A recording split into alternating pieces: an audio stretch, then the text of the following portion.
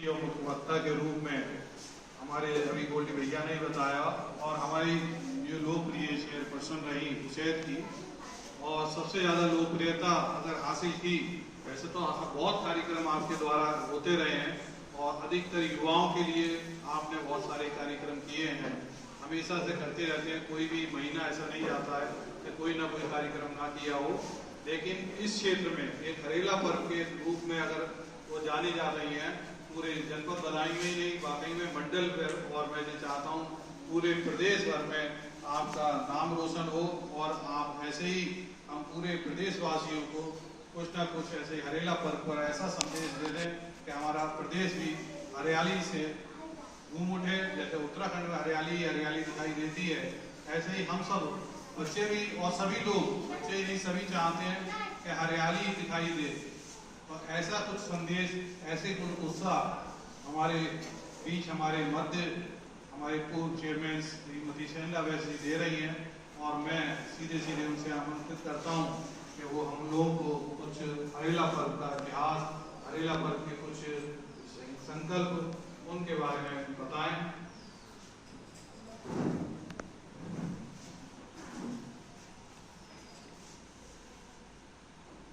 आज जेएसएम कार्यक्रम, जेएसएम विद्यालय की इस प्रांगण की भूमि को सबसे पहले तो मैं नमन करती हूँ कि आदरणीय अरविंद जी भाई साहब, ये आपकी सोच का परिचय है कि आपने इस हरेला पर्व की शुरुआत आप ही की भूमि से शुरू हुई थी और आज हरेला पर्व अपनी दिनों दिन ख्याति प्राप्त करता जा रहा है। लगभग 5 वर्ष से 6 वर्ष अराउंड हो चुके हैं हमें इसको मनाते हुए। सर्वप्रथम विद्यालय के सभी अध्यापिकाएं, यहाँ बैठे सभी अध्यापक और हमारी अरविंद जी भाई साहब और बेहद ऊर्जावान आपकी बहन, आपकी मेंटर के रूप में यहाँ उपस्थित वैशाली, आप और प्यारे बच्चों, क्योंकि सामने मेरे थोड़े से बड़े बच्चे बैठे हुए हैं, प्यारे से, बहुत प्यारे से नन्हे मुन्ने सभी बच्चों, आप सबको ढेर सारा प्यार, आशीर्वाद और सभी बड़ों का वंदन, अभिनंदन। ये निश्चित रूप से आपके जहन में ये सवाल आता होगा कि आपने बहुत ऐसे 15 अगस्त, 2 अक्टूबर राष्ट्रीय पर्व मनाए होंगे या फिर आप अपने घर में अपने जन्मदिन से लेकर के माता पिता की विवाह की वर्षगांठ और कई सारे त्योहार ये सब मनाते रहते हैं। लेकिन हरेला आपके लिए एक नया शब्द हो सकता है। यहाँ बहुत सारे लोग तो इससे परिचित भी हैं और ये सवाल अगर आपके मन में आता है कि हरेला क्या है, तो ये बिल्कुल सही है, क्योंकि हरेला जब आप अपने मुख से निकालते हैं, जब हरेला हम बोलते हैं, क्योंकि आप समझेंगे वो बहुत छोटे बच्चे हैं और आप भले ही संख्या में कम हैं, लेकिन मैं ये विश्वास करती हूँ कि अगर आप इस मंत्र को, इस विचार को आत्मसात कर लेंगे, समझ लेंगे, तो इन छोटे छोटे बच्चों को भी आप ही लोग सिखाएंगे, है ना। और हरेला जब हम बोलते हैं तो हरेला बोलने मात्र से ही समझ में आता है कि हरियाली लाओ। क्या? हरियाली लाओ, यानी हरा लाओ। पृथ्वी को, भूमि को किस चीज की आवश्यकता है और हमें कितनी स्वस्थ भूमि की आवश्यकता है, वो किससे होगी? हरे से होगी। उस जो हरा है, जो हरियाली है, पेड़ पौधे हैं, इस यही आभूषण है इस भूमि का। जिस पृथ्वी पे आपको रहना है, जिस पृथ्वी पे आपको स्वस्थ जीवन व्यतीत करना है, तो उसके बदले आपको इस भूमि के लिए, इस पृथ्वी के लिए क्या देना होगा? हरेला देना होगा। इसको सजाना होगा, तभी भूमि, ये पृथ्वी आपको सजाएगी। कैसे? स्वस्थ व्यक्तित्व के रूप में, स्वस्थ व्यक्ति के रूप में। स्वस्थ मस्तिष्क होगा तो स्वस्थ शरीर होगा, और स्वस्थ शरीर होगा तो आप राष्ट्र के लिए वो दे पाएंगे जिसके आप भविष्य हैं, भारत के। तो स्वस्थ मस्तिष्क के लिए बहुत जरूरी है कि हम जिस ग्रह पे रह रहे हैं, जिस पृथ्वी पे रह रहे हैं, पहले हम उसको स्वस्थ करें, है ना। आप सबको पता होगा, अपने अपने घरों में गांव से भी आते होंगे बच्चे। गांव से जब बच्चे आते होंगे तो उन्होंने देखा होगा जगह जगह बड़े बड़े बट के वृक्ष होते हैं, कहीं पे बरगद होता है, पीपल होता है, नीम होता है, बड़े बड़े कैसे होते हैं? कहां से आए वो वृक्ष? किसने दिए वो वृक्ष? आपके बड़े पूर्वजों ने लगाए होंगे, आपके माता पिता या आपके दादी बाबा ने लगाए होंगे। तभी आप देखते होंगे कि आप उनके नीचे जब खड़े होते हैं तो कितनी छाया मिलती है। आप किसी भी वृक्ष के नीचे खड़े होइए, आपको भूमि का जो तापमान है, जो गर्मी है असहनीय है आज के टाइम में, वो पेड़ के नीचे उतनी महसूस नहीं होती है। ऐसा है ना? है या नहीं है? जब रास्ते में भी हम परेशान होते हैं तो हम छांव ढूंढते हैं, कोई पेड़ मिल जाए उसके नीचे खड़े हो जाए। वो पेड़ कहां से आएंगे बच्चों? वो पेड़ तब आएंगे जब हम पेड़ लगाना नहीं भूलेंगे। वो पेड़ तब मिलेंगे जब हम अपनी आदत में पेड़ लगाने शुमार करेंगे, हम अपनी आदत बनाएंगे इसको। मैं उस विषय पर भी आपके पास आऊंगी।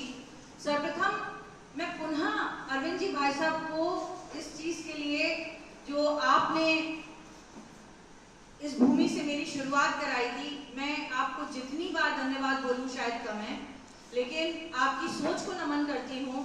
वाकई हरेला ने मुझे जो ख्याति दी और मुझे जो मन की संतुष्टि दी, वो शब्दों में बताना नामुमकिन है, लेकिन मैं निश्चित रूप से कह सकती हूँ कि आपने जो ऊर्जा भर दी थी, वो ऊर्जा कभी रुकने वाली नहीं है। वो ऊर्जा ऐसे ही सतत चलेगी और हर वर्ष के 10 से 15 दिन मैं अपने जीवन के पूर्णतः केवल पेड़ लगाने में ही समर्पित करती रहूंगी। और आपसे आग्रह करूंगी कि 665 दिन के साल में कम से कम 7 दिन आप अपने जीवन, 365 दिन का जो ईयर है उसके 7 दिन मिनिमम आप ऐसा प्रण करिए, संकल्प करिए कि आपको वो पेड़ लगाने के लिए, इस धरा को सजाने के लिए ही समर्पित करने हैं। आप जरूरी नहीं है 7 दिन वृक्ष लगाएं। आप जब एक वृक्ष लगाएंगी तो शुरुआत में उसको ज्यादा केयर करनी पड़ेगी, ज्यादा संरक्षण करना पड़ेगा। कभी बारिश हो जाएगी, तेज हवा आएगी तो कभी डंडी बांधनी पड़ेगी, तो कभी उसको ढकना पड़ेगा। यानी आपका जो ध्यान है वो 7 दिन 10 दिन तक ज्यादा देना है आपको। जब एक नया बच्चा होता है तो हम सबसे ज्यादा केयर करते हैं ना शुरुआती दिनों में। ऐसा होता है ना, बड़े बड़े भाई बहन होंगे वो जानते होंगे छोटे भाई बहनों के बारे में। जो हमारे भाई बहन छोटे होते हैं उनका ज्यादा ध्यान रखना पड़ता है। जब शनै शनै बढ़ने लगते हैं तो वो खुद ही समझदार हो जाते हैं, राइट? तो ऐसे ही उन्हें मजबूती देने के लिए हमें 7 दिन अपने जीवन के, अपने हर साल के समर्पित करने हैं। और उसके बाद वो वृक्ष को बड़ा करने के लिए ऐसे ध्यान रखना है जैसे हम अपना पेट भरने के लिए ध्यान रखना है। यानी क्या मांग रहे हैं आपसे? सिर्फ पानी मांगते हैं, है ना? और बदले में बड़ी जल्दी छाया देना शुरू कर देते हैं, फल देना शुरू कर देते हैं। आपके प्रांगण में जितने पौधे लगे हुए हैं ऑलमोस्ट शायद हम लोगों ने अपने हाथों से और आपके विद्यालय के पूर्व विद्यार्थियों द्वारा रोपित किए गए हैं। मेरे सामने भी जो मुझे वृक्ष दिखाई दे रहा है, आज भी उसका एक बहुत सुंदर चित्र मेरे पास है। और जब हम बाहर प्रांगण में चलेंगे तो आज वहाँ एक फोटो जरूर क्लिक करवाएंगे, क्योंकि वो वृक्ष की प्रगति मेरे सामने ही दिखाई दे रही है। और मैं पुनः धन्यवाद करूंगी यहाँ के संरक्षक बंधुओं का, जिन्होंने इनको इतना सहेज के रखा और आज हमारा प्रांगण इतना हरा भरा दिखाई देता है। मैं विद्यालय के पूर्व से रहे विद्यार्थियों का भी आज अभिनंदन करती हूँ, उनको धन्यवाद देती हूँ कि भले ही वो इस विद्यालय से निकल गए, पर निश्चित रूप से वे जब तक यहाँ रहे होंगे उन्होंने इन पेड़ों की देखरेख की होगी, जिसकी छाया आज आप महसूस करते होंगे, है ना? और आगे आप यहीं पढ़ते रहेंगे, आगे और देखेंगे कि ये विद्यालय और हरा भरा हो जाएगा। बच्चों, कभी इस बात पे मत जाइए कि आप देखिए, आपका विद्यालय तो जैसे क्षेत्रफल में तो बहुत बड़ा है, कोई छोटा विद्यालय नहीं है, फील्ड भी है, सब कुछ है। आप संख्या में कम है तो इसको एक मनोबल बढ़ा के, एक मजबूत, एक सकारात्मक तरीके से इसको लें। आप संख्या में कम है तो आप जानते हैं आपके लिए कितना अच्छा है। आप संख्या में कम है तो ये जो अध्यापक बंधु आपको पढ़ाएंगे, इनका सारा ध्यान आप ही पे केंद्रित होगा, है कि नहीं? बताइए मैम, क्लास में बच्चे कम है तो आप एक एक बच्चे पे वन-on-one ध्यान दे सकते हैं। मुझे इस बात का भी देख करके बड़ा अच्छा महसूस हुआ अरविंद जी भाई साहब। मैं इसके लिए भी, इस सोच के लिए भी आपको प्रणाम करती हूँ कि आप ना सिर्फ बच्चों के व्यक्तित्व का विकास करते हैं, बल्कि आप अपने यहाँ रह रहे जो आपके यहाँ अध्यापक बंधु हैं, जो बेटियां बच्चियां यहाँ पढ़ा रही हैं, आप उनके भी व्यक्तित्व का विकास करते हैं, ये बड़ी सोच का परिचायक है। क्योंकि सबको बोलने का मौका देना, सबको पूरी सहभागिता कराना, ये संभव नहीं हो पाता है। पर अरविंद जी भाई साहब अपनी बड़ी सोच का परिचय देते हुए आपको आपके व्यक्तित्व का भी विकास कर रहे हैं। ये निश्चित रूप से आपके भविष्य में एक अच्छा परिणाम के रूप में आपको दिखाई देगा। आप इस विद्यालय से एक्सपीरियंसेस लेके जब अन्य विद्यालयों में जाएंगे तो आप यहाँ से ऐसी बहुत नई चीजें, ऐसे बहुत नवो विचार लेकर के जाएंगे जो आप किसी और ऑर्गेनाइजेशन को सर्व करेंगे। ये तो मैं श्योर हूँ कि आप यहाँ से ऐसी कई नई चीजें सीख करके जाएंगे। क्योंकि ये पाठशाला में संख्या जरूर कम दिखाई देती है, लेकिन ये नए विचारों का और बहुत सारे नए नवोन्दित विचारों का एक भंडार है। आप यहाँ से जितना सीखना चाहते हैं सीख सकते हैं। और यहाँ के बच्चों के लिए कुछ ऐसी प्रेरणा दे जाइए, जितना भी समय आप बदायूं से इतनी दूर यहाँ आते हैं उतना एक एक बच्चे पे समय लगाइए और उनको बहुत अच्छा बनाइए। यही हमारे देश का भविष्य है। हरेला को हम 3 स्तर से मना रहे हैं, क्योंकि हरेला को मनाते मनाते 6 वर्ष हो चुके हैं। 3 स्तर पे आज हरेला हो रहा है। आपने देखा होगा, क्योंकि बच्चे कम समझते हैं इस बात को, जितने बड़े बैठे हैं वो जानते होंगे कि लोग पेड़ लगाते हैं और भूल जाते हैं। हरेला की खासियत क्या है? पेड़ तो बहुत लोग लगाते हैं। हरेला की खासियत है कि हरेला अपने पूरे डेटा पे काम करता है। यानी हरेला ने अगर आज इस प्रांगण में 20 पौधे रोपे तो उन 20 पौधों के संरक्षण का भी उतना ही ध्यान रखा जाता है जितना प्रयास पेड़ लगाने के लिए किया जा रहा है। हम समय समय पे उनके संरक्षण के लिए स्वयं तो नहीं जा सकते हर जगह, लेकिन जितने पौधे लगाते हैं वो किसी न किसी की जिम्मेदारी पे लगाए जाते हैं। उन्हें कोई ना कोई गोद ले लेता है और समय समय पे हमें उनकी प्रगति साझा करता है। ये हरेला की खासियत है, क्योंकि हमारा प्रयास केवल पेड़ लगाना नहीं है, हमारा प्रयास पेड़ लगाकर भूमि को संरक्षित करना है। उन पेड़ों को वृक्ष तक का सफर तय कराना ही हमारा संकल्प है। और जब तक आप हरेला से जुड़े रहेंगे, और अगर आपने हरेला का नाम लेके वृक्ष लगाया तो आप मान लीजिए, अपनी आत्मा से संकल्प कर लीजिएगा कि आपको एक ही वृक्ष लगाएं, लेकिन उसको बड़ा करना है। उस पौधे को वृक्ष तक का सफर तय कराना ही आपकी जिम्मेदारी है। ठीक है? ज्यादा मत लगाइए, पर हर व्यक्ति अपने जीवन में अगर एक वृक्ष लगा देगा तो इस भूमि में, इस पृथ्वी पे जो इतनी सारी नकारात्मकताएं आ गई हैं, जो असहनीय गर्मी, बेहिसाब बारिश, कभी सूखा पड़ना, कभी फसल खराब होना, इस तरीके की चीजें नहीं होंगी। और इसका कोई और तरीका नहीं है। जलवायु और तापमान को उचित रखना, सही रखने का एक ही तरीका है, अपनी भूमि को हरा करना। इसका कोई शॉर्टकट है ही नहीं, कोई शॉर्टकट नहीं है। दूसरी चीज क्या हो सकती है कि आप पॉलिथीन का कम से कम इस्तेमाल करें, क्योंकि पॉलिथीन ने भी हमारी जलवायु को बहुत बर्बाद किया है।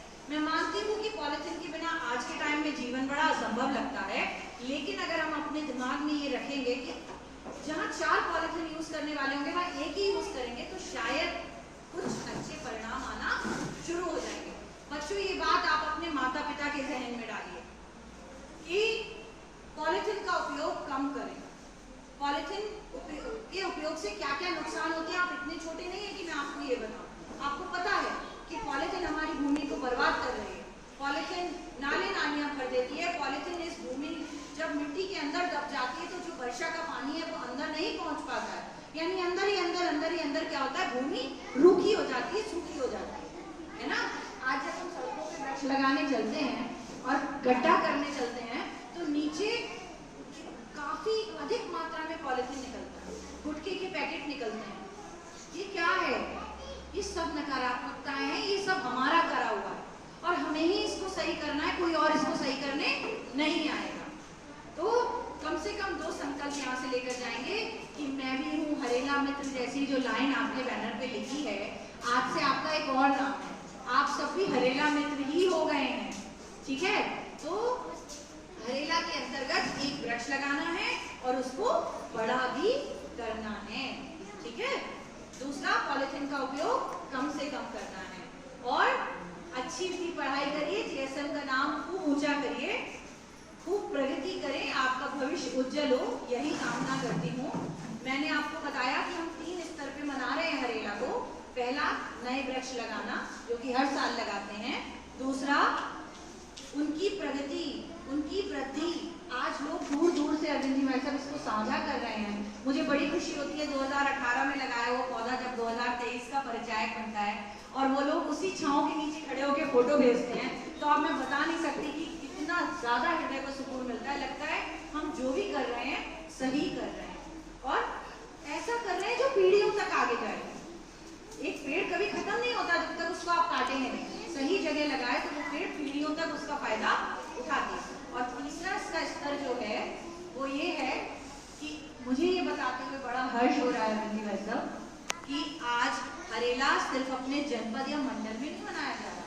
हरेला दूर बैठे लोग, पीलीभीत, अलीगढ़, एटा, कासगंज, दिल्ली, ऐसे लोग भी हरेला को कहीं ना कहीं शायद मेरी प्रेरणा से, मेरे सहयोगियों की प्रेरणा से दूर दूर तक मना रहे हैं। यही आज इसकी सफलता का परिचय है। और जब लोग दूर से पौधा लगा करके गांव-गांव में भेजते हैं कि हमने आपकी प्रेरणा से हरेला हम भी बन गए, हम भी हरेला मित्र हो गए, तो मैं इसके लिए सिर्फ हाथ जोड़ के नमन कर सकती हूँ। सिर्फ ऊपर ईश्वर को धन्यवाद दे सकती हूँ कि आपने मुझे ये मनाने का आदेश दिया। और मैं हरेला की मुझे जिनसे प्रेरणा मिली, मेरे आदरणीय प्रांत प्रचारक जी, ब्रज प्रांत के प्रांत प्रचारक डॉक्टर हरीश रौतेला जी ने मुझे ये विचार दिया और जब तक जीवन है मैं इस विचार को विस्तार दूंगी, ये मेरा संकल्प है। और मेरे साथ जुड़ने वाले सभी हरेला मित्रों से मैं यही कहूँगी, जीवन में कितनी भी उतार चढ़ाव आए या जो भी हो, आप जब तक इस जीवन पे रह के, इस धरती पे रह के अपना जीवन बिताएंगे, तब तक आप प्रकृति का संरक्षण करते रहिए, उसको हरा भरा करते रहिए, जलवायु अच्छी करने के लिए प्रयास करते रहिए। यही जीवन का सफलतम एक उदाहरण होगा। और आप भी हरेला मित्र के रूप में पूर्ण जीवन के लिए एक वृक्ष लगाने के साथ साथ उसको संरक्षण करने का संकल्प लें। यही मेरा आज का निवेदन है आपसे। आप सभी को पुनः ढेर सारा प्यार, आशीर्वाद और यहाँ बैठे सभी बड़ों को मैं नमन करती हूँ, वंदन करती हूँ, आपका बहुत बहुत धन्यवाद करती हूँ। अभी हम बाहर चल कर के पुनः वृक्ष लगाएंगे और फिर उनका संरक्षण का हम लोग प्रण लेने वाले हैं। आज के लगाए हुए पौधे यहाँ के नए बच्चों को जो एडमिशन हुआ है वैशाली, हम उनको गोद देने का कार्य करेंगे। पर आप उनकी प्रगति कैसे कर रहे हैं, कितना ध्यान रख रहे हैं, वो भी आप मुझे बताइएगा, ताकि आप जैसे जैसे उसकी वृद्धि कराएंगे वैसे वैसे मैं आपसे बोलती रहूँ। जितना जिसका पेड़ जितनी ज़्यादा वृद्धि करेगा, मैं विद्यालय में किसी न किसी मौके पे हमेशा आती हूँ और हमेशा आती रहूँगी आपके बीच।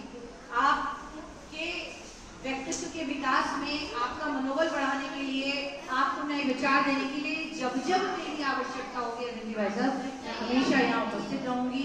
ये या ना तो मैं यहाँ से एज अ चेयरपर्सन बात करती हूँ, ये मेरा परिवार है, मैं एक परिवार के रूप में यहाँ बात कर रही हूँ। और जब ये मेरा परिवार है तो यहाँ के सभी विद्यार्थी भी मेरा परिवार है। उस फैमिली के रूप में हम लोग एक दूसरे से प्रॉमिस कर रहे हैं कि पेड़ लगाएंगे और उसका संरक्षण भी करेंगे। बहुत बहुत धन्यवाद, बहुत बहुत आभार। भारत माता की जय। कितना है ये, कितनी एनर्जी हो गई, बोलो भारत माता की।